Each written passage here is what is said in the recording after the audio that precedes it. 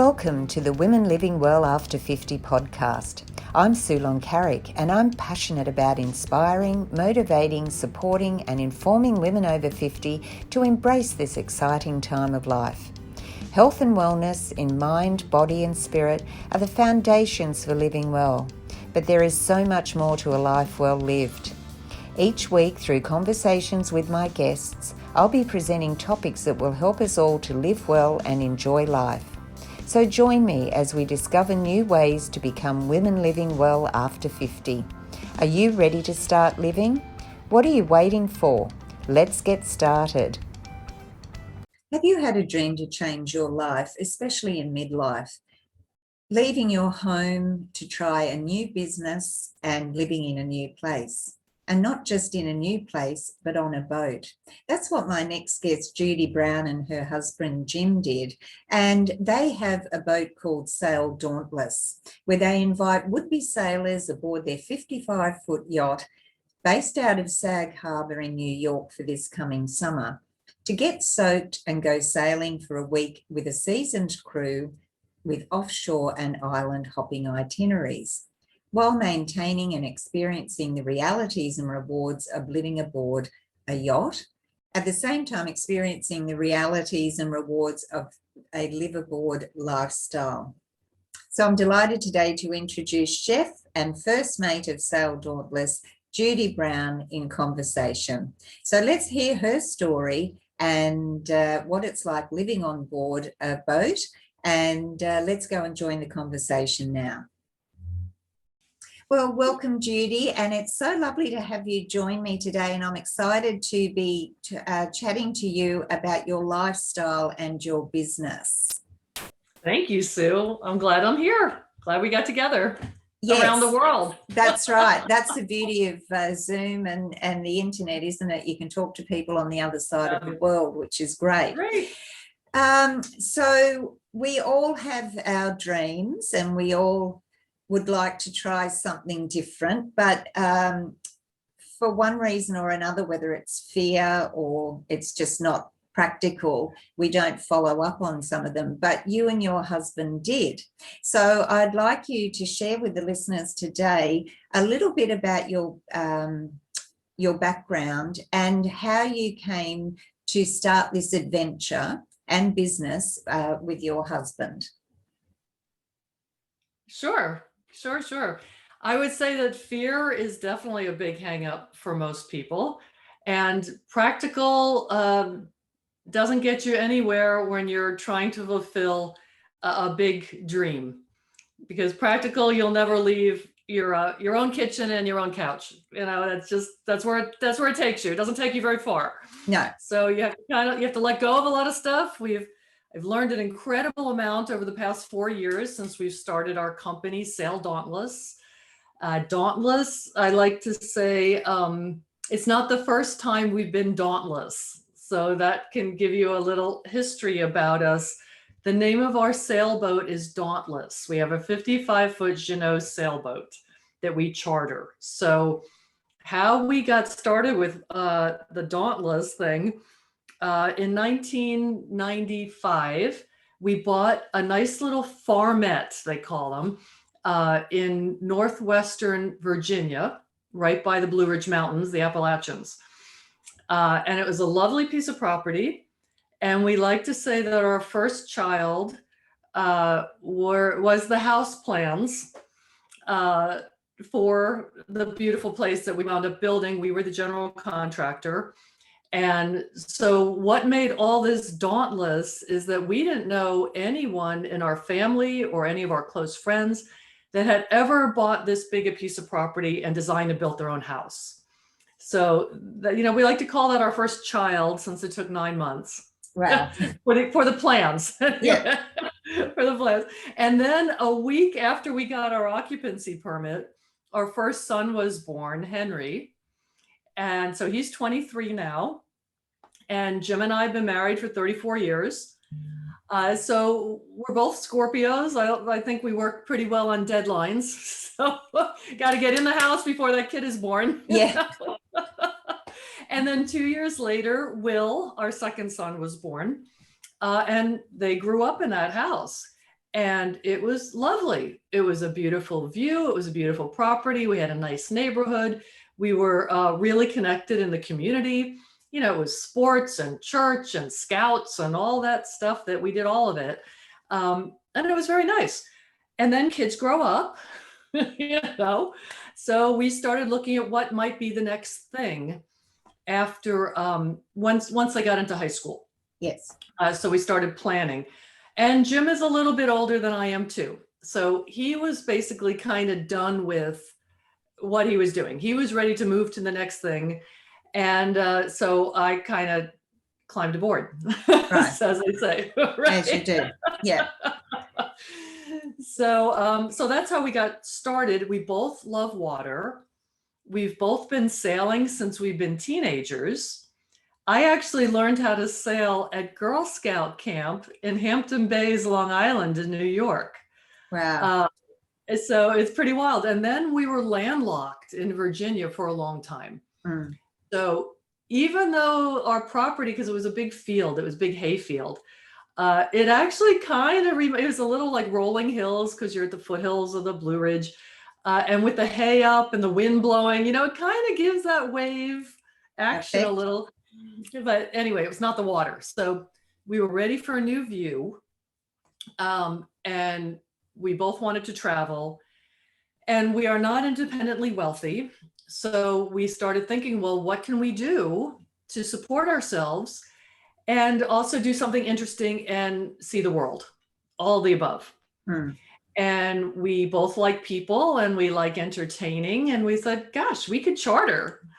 So that's what got us started thinking. And then we actually picked our model boat. It took us about 5 years and many boat shows to choose which boat, because knowing that we were going to charter made a big difference. So we have a Jeanneau. It's a, they call it like a it's a production boat that's kind of semi-custom. It's not a true custom boat.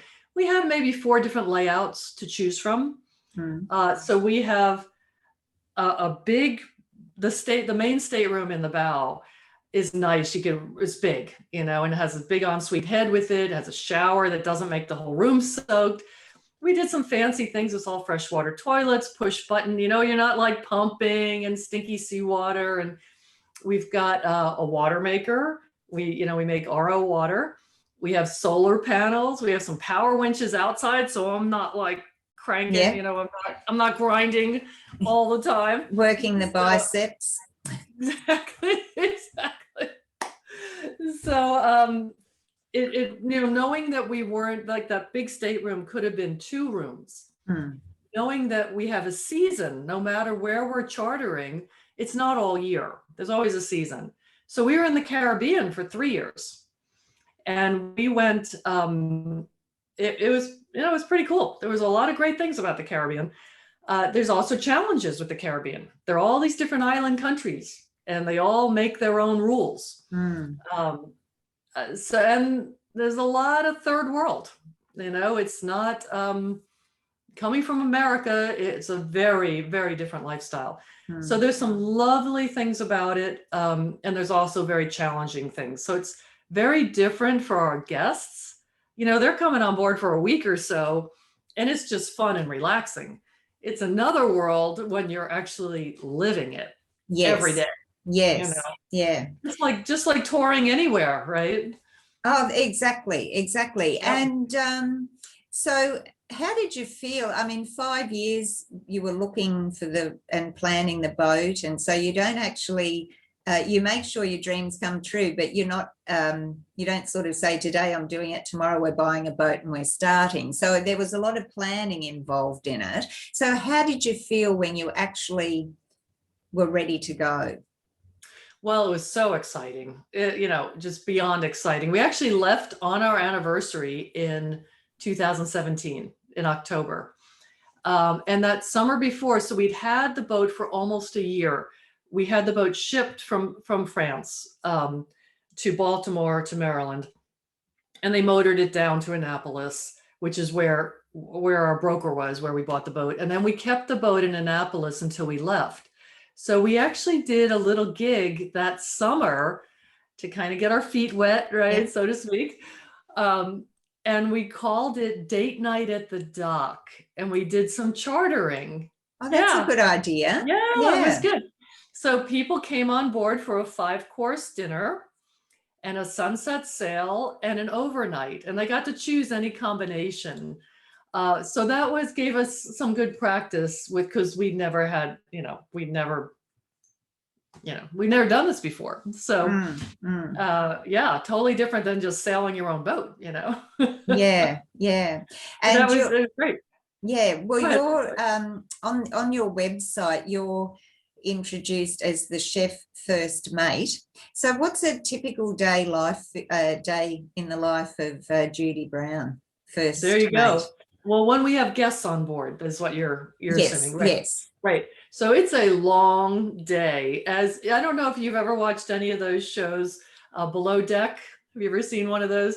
It's about a charter boat, and it's all about the crew and what they do and how hard they work. And of course, there's a lot of drama because it's TV. We don't have quite so much drama.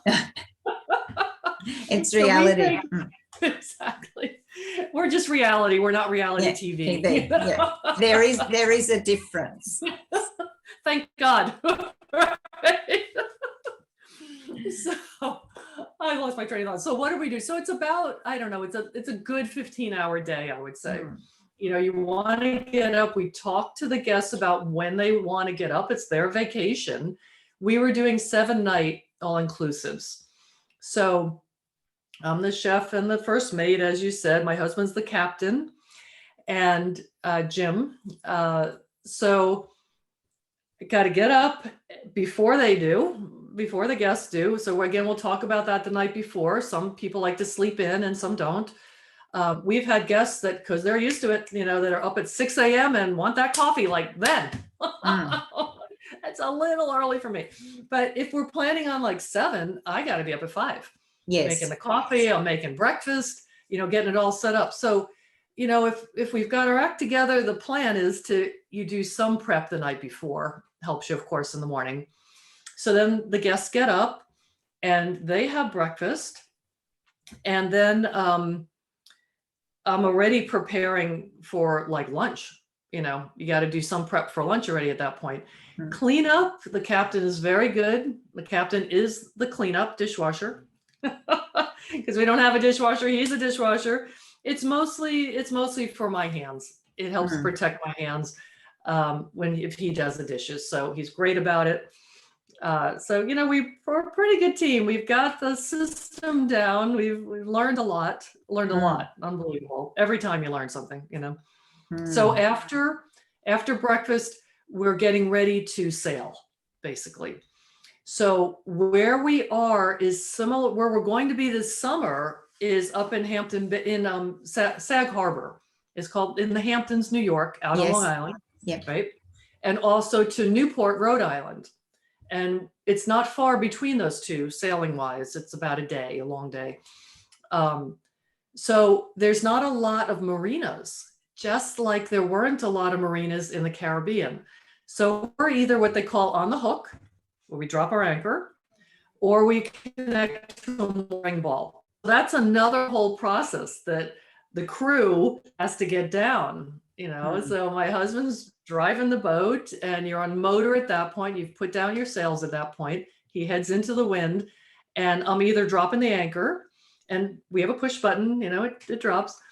But he tells me on the chart how deep it's going to be, because we have they call the scope for how deep the water is. There's a certain length of chain you need to let out.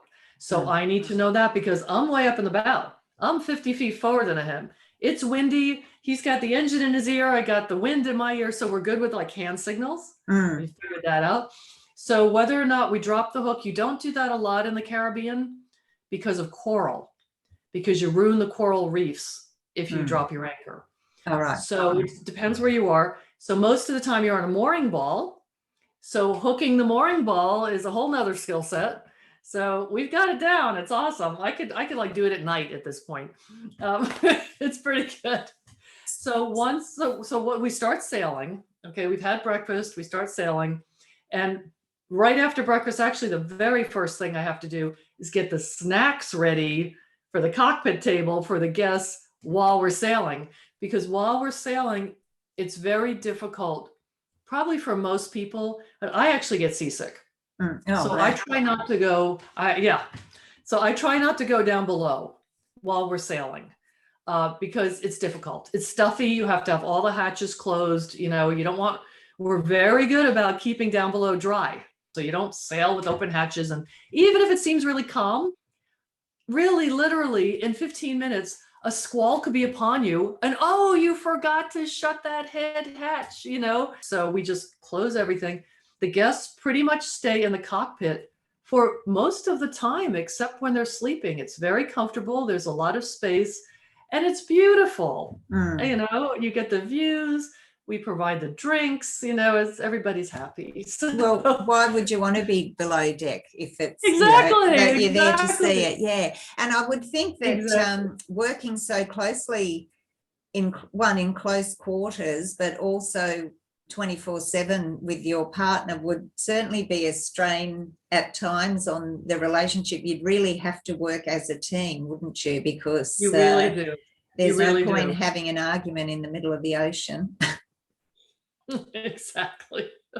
Don't want somebody being put overboard.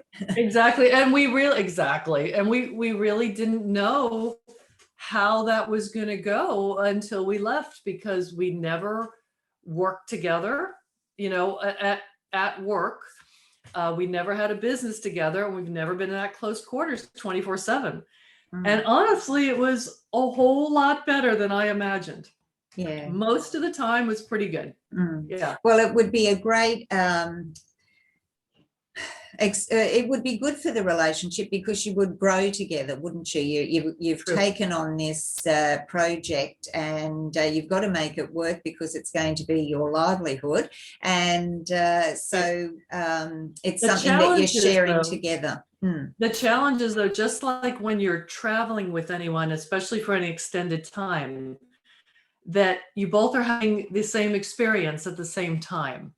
So you really do have to keep pulling in friends, from people you meet to share your experiences, because we have nothing to talk about. We both, that's the point. Thing. Yes. Yeah, exactly. And do you actually live on the boat for most of the year, or do you have a home that you go to? Yes. Oh, right. Yeah. Yes. Now, there was one summer we were down in Grenada for a couple of summers.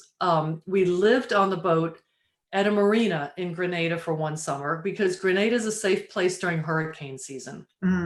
So the season for chartering is in the winter in the Caribbean, and the summer is hurricane season. However, St. Vincent, which is right next to, just north of Grenada, St. Vincent, where the volcano is exploding now, we were in Beckway, which is one of the islands in St. Vincent and the Grenadines. The only reason that we left there is there's not enough business. Not enough people know about the Grenadines. In fact, the only reason we knew about the Grenadines is because the hurricanes, I don't know if you heard about them, it was now, this coming September will be 4 years, Irma and Maria, those back-to-back hurricanes that devastated the Caribbean. Yes. Well, it didn't devastate all of the Caribbean. Grenada, St. Vincent, St. Lucia, what's the other French island right next, Martinique, there, and down south to Grenada, they were perfectly fine. They didn't get hit at all. So they're beautiful. They've got mountains, everything's green and lush, and they don't get enough tourists. So a year ago, well, now it was 2 years ago because of COVID, we decided to go to the Virgin Islands, because that is still the biggest charter place. So to pivot the business, go to the Virgin Islands. And we felt like we were just getting on a roll and finally getting the number of bookings we needed to, and then COVID. Yeah. So that that challenged everyone, and it still is. I mean, we're in Australia, we're quite fortunate that we haven't been hit nearly as hard as some of the other countries in Europe and the US, probably because we are an island, and they close the borders. I mean, we have had we do have it coming up occasionally again, and it goes into lockdown and borders get closed, but it's nothing. I would have to say, if we're honest, we really haven't had it as bad as other countries. So that and for a lot of people who I know who live overseas and have been in lockdown for so long, it really started to affect their mental health. The restrictions on social interaction and connection. But how did you cope with COVID? Because it would have been lockdown, restrictions, and you would have had the double whammy of having your business affected, I would think, as well as your personal. Exactly. Well, absolutely. I mean, the travel industry just went south, immediately. Yeah. First thing to go, probably. So we were in the Virgin Islands. We were chartering USVI, BVI, both.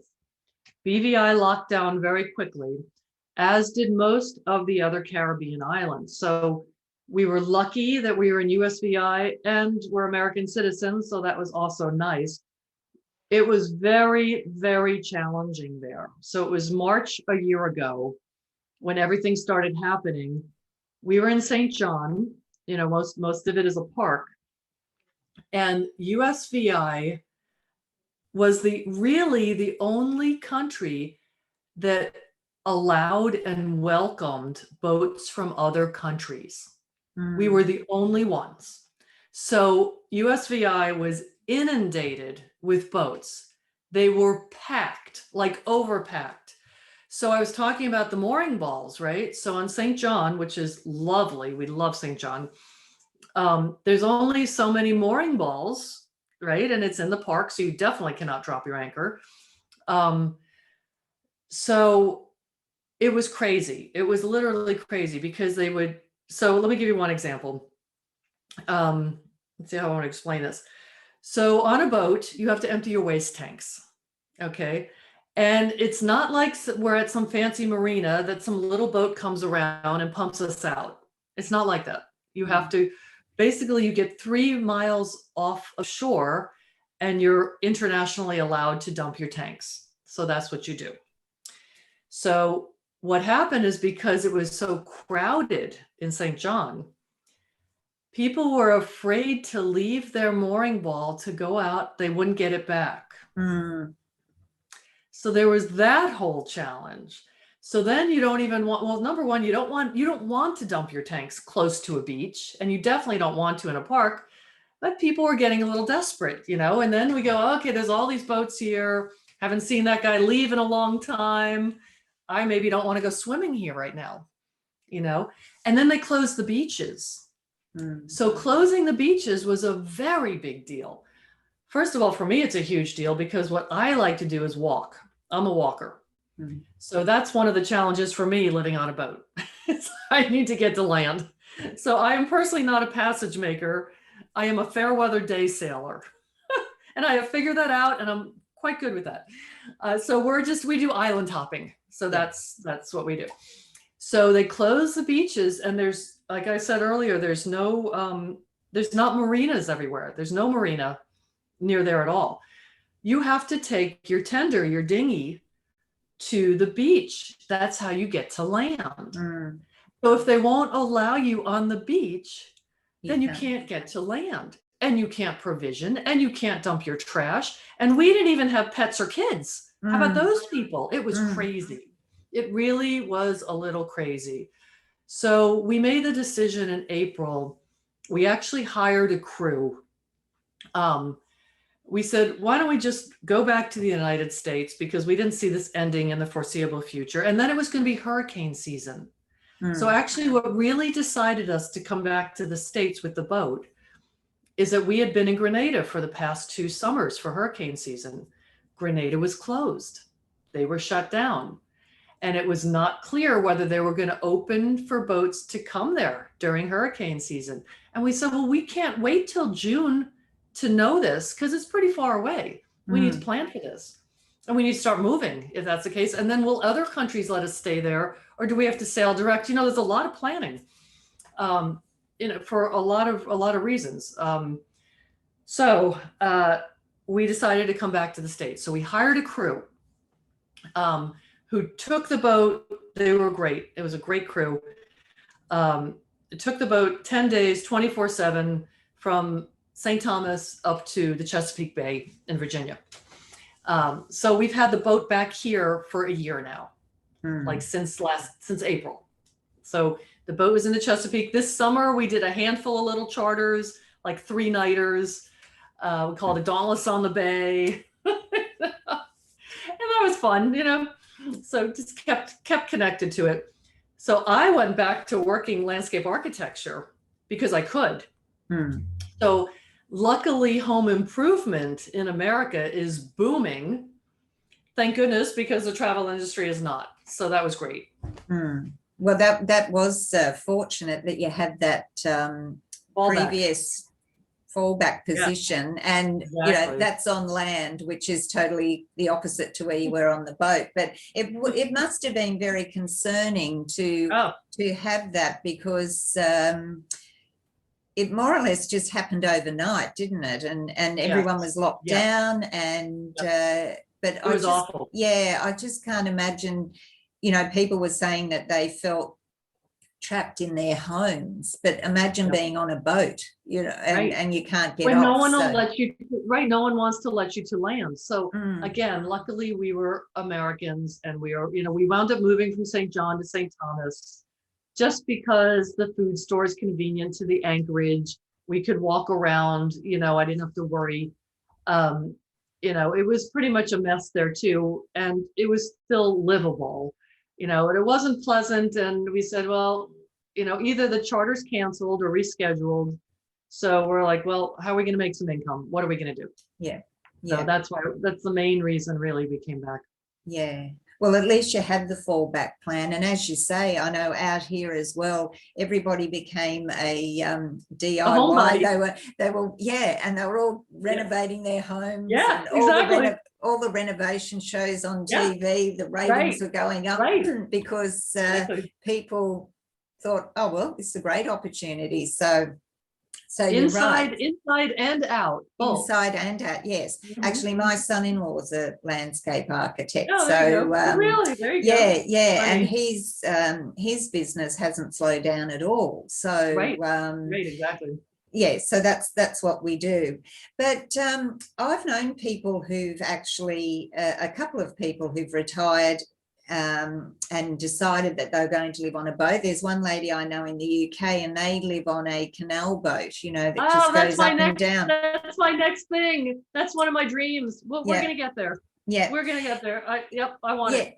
So there are people that have this romantic notion about sailing off into the sunset, or sailing around the world, or starting a business, I suppose, later in life, which it's great, as we said, to have our dreams, and you've got to get out of your comfort zone. You can't have, fulfill your dream from the kitchen or the living room. But tell me a little bit about what the advantages and disadvantages of living on a boat, because I'm not sure I'm really cut out for that. Yeah. There was a couple of things I wrote down. I just want to look at it so I don't forget the that's thing. Fine. So I'm going to start with, we'll call it negative and we'll call it positive, okay? Because it's just like everything in life. Yeah. There's good and there's bad with everything. So it just needs to be that the good outweighs the bad for you, no matter what you're doing or where you are. That would be the hope, right? So I think challenges, we'll call them challenges, missing your family and friends, you're far away. Boat maintenance is probably more of a challenge than people realize, and costs more than people realize, unless you're a really handy person. And thank goodness my husband is very handy, because there's no way would have been on this boat this long. Because believe it or not, like you would think, we bought a new boat, what do you have to do? There's so many things that break on a new boat or have to be tweaked or redone. And what winds up happening is it's not like a vehicle. There's not that many of them built, like in a new model. So there's not really enough testing. So things don't work perfectly, even with a new boat. So we figured that out. So there's some of that. Conveniences, shopping, for anything. I remember in Grenada, my husband bought like a $15 part for the boat that wound up costing like $250 by the time we got through customs and got it shipped to Grenada. I mean, it was ridiculous, stuff like that. Things like the machines, like being the chef, you're giving up a lot of that stuff. I have two machines on our boat. I've got the Vitamix and I've got an Instant Pot, the pressure cooker, which I can do a lot of things in both of those. I gave up my food processor. That thing's honking big, right? I just don't have the room to put it. So yeah. So some people, if you buy a catamaran, catamarans are much bigger. You could have basically a full kitchen. You could have a regular refrigerator and an ice maker, probably a dishwasher, all this stuff if you have a catamaran. Well, we have a monohull. So it is 15 and a half feet wide. So I don't know what that is in meters. Sorry. That's okay. That's all right. So anyway, so some of these conveniences, you have to be willing to adapt to. And why would you be willing to give these things up? Because you get to visit beautiful places. You're free to move around when and where you want. Overall, it is a much simpler life. We pretty much gave away everything. We sold our house and property, this beautiful place, totally for the boat. So we didn't keep a storage unit, and we tried to sell some things, but I don't know if you've ever had a big move or tried to sell your stuff. You can't sell your stuff. It's pennies on the dollar. It's ridiculous. We gave it all away. We gave it to the ladies, what do you call it? A hospital sale for the year. We gave away everything. They brought a big moving truck and we filled it up, and that was that. We gave our kids each one big trunk and said, Grandma said she'd be willing to keep your stuff, so you can have this trunk and whatever memorabilia you want, because they were both at school at the time. Yeah. Put in there, and Grandma and Grandpa will keep it for you, which has been lovely for them. So anyway, today I'm talking to you from my parents' house in Charlottesville, Virginia, because now that we've lived through a winter here, remember we were in endless summer for 3 years before that. Culture shock. I gave away all my boots and we had to buy warm clothes this winter. So we know we're going to be here next winter. That's for sure. So I said, I'm not going to give up my good coat and my Australian Uggs. I got the real Australian Uggs for Christmas. Yeah. So I'm not giving those away. So no. My parents were willing to keep our stuff. Right? No, they're awesome. So my parents were willing to keep our stuff. So we're bringing our warm things here to store till next fall while we go up to the Hamptons this summer. Yeah. Yes, it would be, that would be downsizing to the max, wouldn't it? Going on to into a boat. I mean, we downsized to an apartment, and there was still lots hard. Of things we had to get rid of, but going down to a boat would be even more. It's a challenge. Yeah, but what about some highlights? What's a couple of highlights since you've been doing this business? Just being you pretty much live outside. And if you're living in a place where the weather's great, it's fabulous. And we were, really, that's why people go. The Caribbean is perfect weather all year, unless there's a hurricane. But the temperature and the sun and the water is all fabulous all year. That is really lovely. I mean, sunrises and sunsets and meeting interesting people. It's quite an international community. So that was very interesting for us. We met interesting people from all over the world that were on their boat, some with families. We got to be friends with some. There are people with kids that live on their boats. That's quite interesting too. We have made some friends in the Caribbean. They're actually been in New Zealand for like a year and a half now. And the pictures she's sending from New Zealand is like, oh my God. And they sailed there. They live on a catamaran. and they went through the Pacific on these long passages to New Zealand. Unbelievable, phenomenal, absolutely amazing. It's not for me. I'm going to have to fly to New Zealand. Yeah, that would be challenging. I mean, I've done that on a cruise ship, which is just slightly bigger than a boat, but but yes, it's and especially if you get seasick. I mean, I think that's ironic for you because you're in a business and you get seasick, but still, you've you obviously found ways to overcome that. One thing I want to mention with because a lot of people are concerned about not getting on a boat because of being sick. So we should talk about that for just a second. Yes, because a lot of people are kind of like, yeah, they might be interested in that. First of all, a sailboat, I'm not sick all the time, okay, No. or I couldn't do this, obviously. If the weather's really bad, we have a very conservative captain and we wait for weather windows. So we don't go. Now, occasionally you're going to hit a squall that we can't go in front of or behind, and it might get rough. And usually it's not that long. So there's been like maybe a handful of times for me that have been bad, but like over 4 years, you know what I mean? So it's not all the time. I've also found, I don't know if they sell it in Australia, I bet they do, called Stugron. Have you heard of Stugron? I haven't, but yeah. They sell it everywhere except the United States. So as soon as we left the States, I got some in the Bahamas, and that works pretty well for a lot of people. So there's that. But when people think about if they've been sick on a boat before, I can almost guarantee it's not on a monohull sailboat like we have. They've probably been sick on either a ferry boat or like a deep sea fishing boat, or what's the other one that people get sick on? Oh, like a whale watching boat. Yes. You know, those kinds of things. And they're going back and forth like this. It's a completely different motion on our boat. So people need to, in fact, we've had no one else get sick on our boat. No one. And I'm conscious with the food. We're conscious of where we go and when we go, you know, with the weather. If it's a bit rough, we may pull into a protected cove.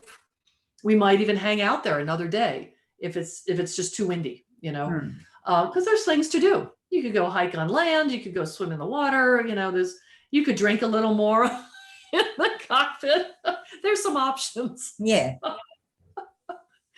So anyway, so I wanted to mention with the yes, because that would be something that some people might feel and you know, like I've actually been on, as I mentioned, cruise ships, and people say to me, oh, I don't think I could go on that because I'd get seasick. And I said, well, you're surprising, you know, how you don't. And there are forms of medication you can take, and I think ginger is very good, herbal. Yes. And in fact, I just bought a 2-pound bag of little hard candy ginger, the Gingin brand that I love. Yeah. I just got my Amazon delivery that'll take me through the summer. Yes. Exactly. Yeah. So and I mean, it just sounds such a lovely trip for people to do, just to be able to relax, put themselves into your hands and your husband's hands to look after you, and just nice going on the adventure of probably going on a boat without having the expense of owning one. Right. You know, full time. Or, well, we've also had people on board, and we do encourage like the try before you buy as well. If you're considering it, come on board and see how you like it and see what this size boat feels like to you. And we are quite happy to let people let them help sail or teach them some things if they want to. They don't have to, but if they want to, we do. Most people enjoy being on the helm, you know, and driving that size boat is quite exciting, actually. So it's fun. But the whole food thing too, I'm very conscious for making everybody's stomach feel good all the time. That's always in my mind for the guests of what we're eating and when. And sometimes we're sailing during lunch. And then I have to pay attention to some other things, like you're not just going to have a leafy salad that's just going to blow away off the plate. So there might be like pasta salad. Like something in a bowl that's a little sticky, Yeah. but also sits well in your stomach. Yes. Those Yeah. kinds of things I'm very aware of, and very important. Yeah, and you also actually have a passion. You've been on a health journey, so you've got a passion for cooking and cooking healthier options, which can still be delicious. Not But still, extremely, not just still yeah, delicious, but better I than mean, like people would go, oh, healthy food, but it is delicious, and I think it would also be better for you in those sort of situations. So Absolutely. so you're Exactly. combining your health Right. and Oh, passion for exactly. cooking. Exactly. So one of the things that we do with all the guests is a couple weeks before they come on board, we send them preference sheets. So they get to tell us what kinds of activities they might like, how active they want to be, what kind of food they like and don't like or can't have, because I could totally adapt to anyone. That's really not a problem. And then I provision for them. Mm. So, there's some basics like fish tacos are a hit, because, and I could be flexible with what's in those, what kind of fish I can find. Now we're going up to New England, so we're going to have a lot of lobster. I'll be over. We're going to be at we're like up in our game here. It'll be caviar and lobster and champagne this summer. It's going to be fun. Oh, it sounds like fun. And I'm so pleased that, things are turning around, and we're sort of getting back to some sense of normality. And unfortunately for us in Australia, we can't travel overseas. They've closed. Well, we could probably leave, but we wouldn't be able to get back in. So have you started vaccinations there? Yes, we have. There was a bit of a difficulty with the rollout of them, and there were a couple of cases with the AstraZeneca where people had blood clots, and so then everyone goes, oh, I'm not going to have it because but we're getting on track now, so that will be helpful. Yeah, Jim and I are fully vaccinated. Yeah, so we have, and there's more and more people every single day. I think like 2 million people a day are getting vaccinated here. So I think I know everyone has this pent up demand for travel for sure. Yeah. And where we're going to be this year, instead of just week-long charters, we're also going to be offering short, like day things, sunset sails, because we're going to be in a good location for that. So there's a lot of people from New York City that drive out to the Hamptons for the weekend.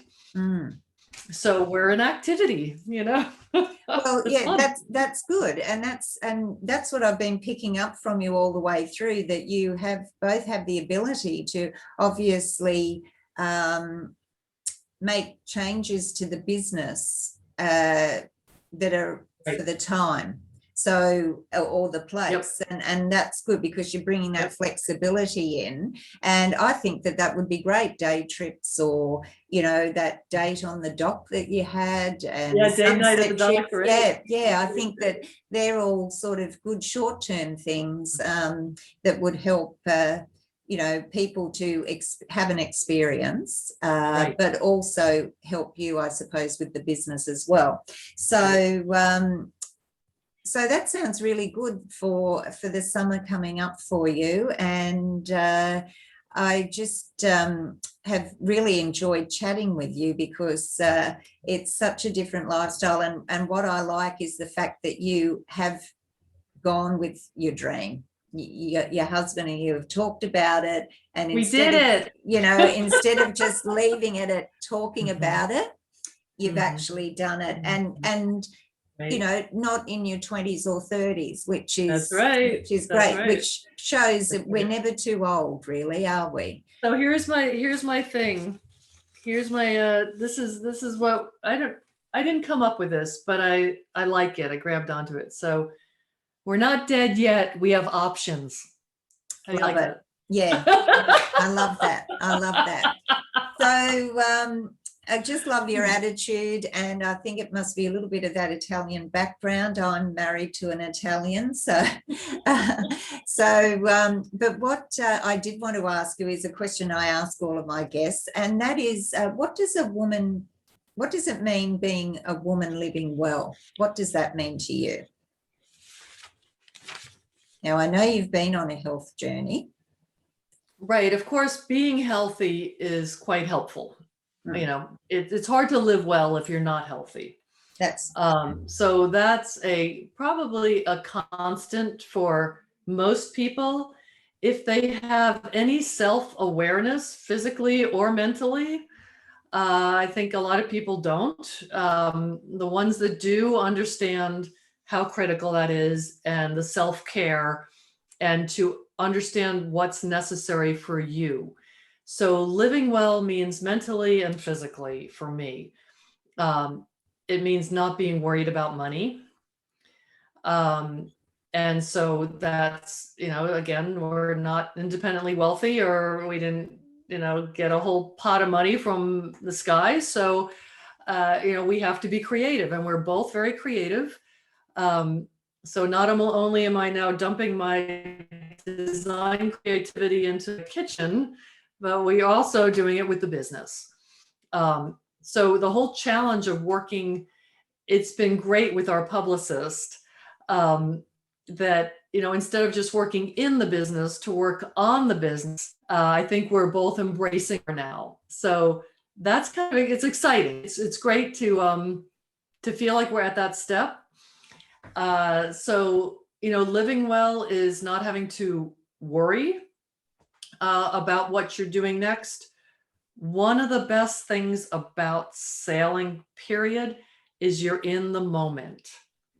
So that makes it mindful, and that makes it much less stress.